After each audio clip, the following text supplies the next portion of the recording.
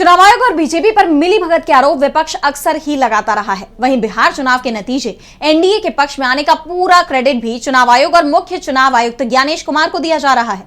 मोदी है तो मुमकिन है के बाद ज्ञानेश है तो बीजेपी है के स्लोगन सोशल मीडिया पर छाए हुए हैं और चुनाव आयोग पर बीजेपी की कठपुतली होने के आरोप भी लग रहे हैं। इसी कड़ी में अब पूर्व चुनाव आयुक्त एसवाई कुरैशी ने एक ऐसा बयान दिया है जो चुनाव आयोग पर लग रहे कठपुतली होने के इन आरोपों को और बल दे रहा है।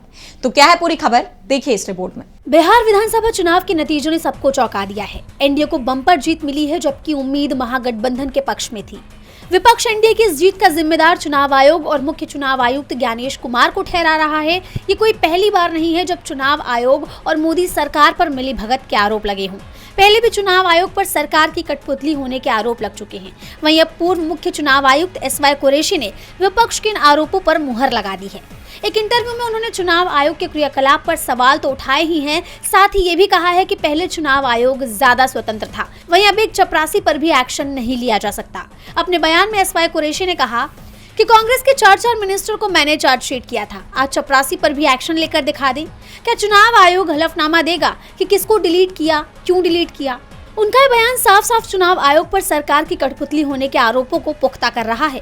साथ ही उन्होंने बिहार में एसआईआर प्रक्रिया में मिली गड़बड़ी और वोटर लिस्ट में पता जीरो होने पर भी सवाल उठाते हुए कहा कि क्या चुनाव आयोग हमें और आपको उस घर में ले जाएगा जिसका पता 0000 लिखा है? मजाक बना दिया है पूरे देश का।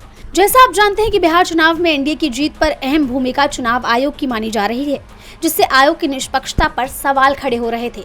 वहीं अब एसवाई कुरैशी के इस बयान ने आयोग के पक्षपाती रवैये को सबके सामने लाने का काम किया है।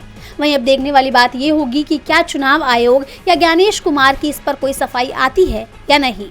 डीबी लाइव की रिपोर्ट।